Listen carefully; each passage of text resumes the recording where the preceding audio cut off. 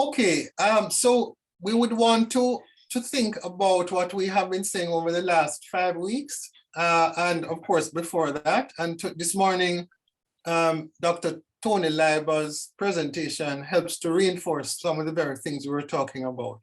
He used the phrase trauma every day, that people are not only living through it, but it's a daily occurrence. What does that mean? It means that we have history and memory passed through the epigenetics. Then we also have the current situation through which we are living. And so the sort of dictionary definition of trauma as an adverse event is hardly adequate to describe what is happening in people's lives, because we are talking about the issues from 74 years ago, and we're talking today about some of the things that are still happening. And so, one, we want to look at this issue of this definition. What is trauma and what is traumatic? We want to think about, is the trauma experienced by the Caribbean people any different from the trauma which affected other groups of people? I have to say the answer is yes, because it has both the historical beginnings and it has continued to the present moment. Of course, it takes different shapes and forms, and if we are confused, we will not understand the things that are continuing, which we require, of course, different responses for in the moment. So as I have been saying, we want to look at the trauma, but we also want to look at the triumph. That is one of the themes that I am bringing to this thought. And the triumph includes issues of resilience, in which we look at how do people survive. And I congratulated Liz and her team for making it possible for people to speak to each other. Because once again, as Tony talked about, the need for there to be spaces, safe places for the discussion about the trauma, difficult as it is, it has to be done. And we have also been able to bring information about different sources of assistance and help, and information about different ways in which people have triumphed over the tragedy through this work here. We've also looked at how the trauma can be addressed, managed in terms of the current generations, because we're not only looking at the scars on the past, but we're looking at the present.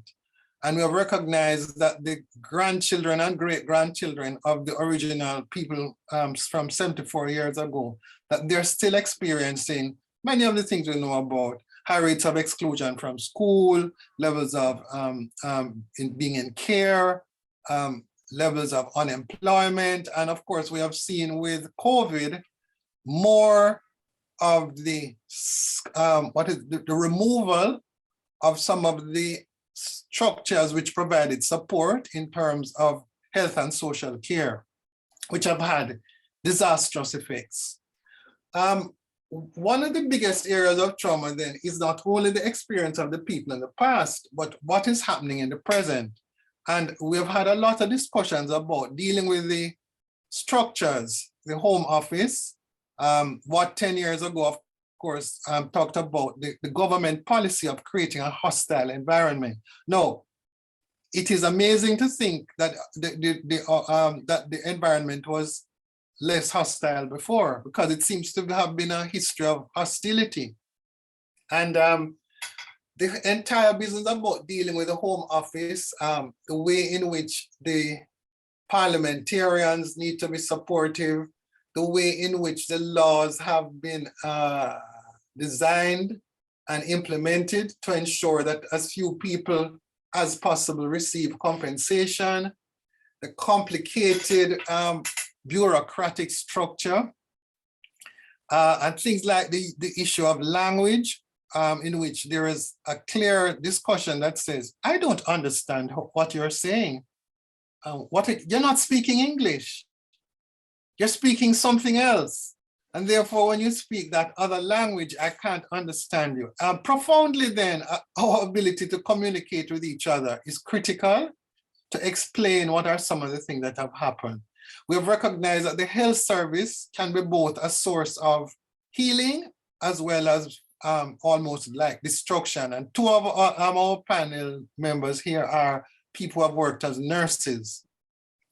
And we realize that the National Health Service at the moment is undergoing the exodus of professionals. We had the death of some of the Black and brown people in larger numbers.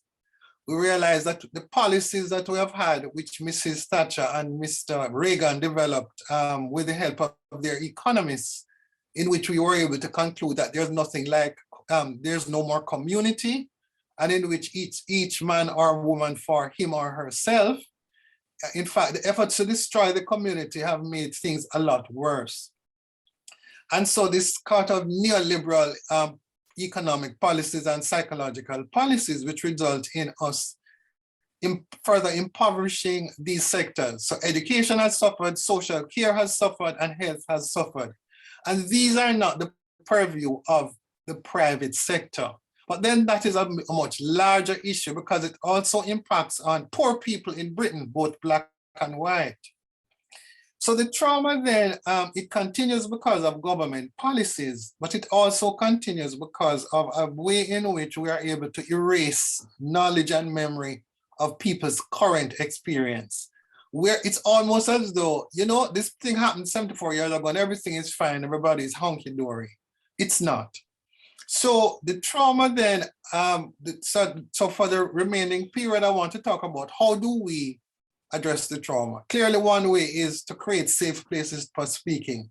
Two, a second way is to have the kind of legal and political structures which are able to resist some of the outcomes previously.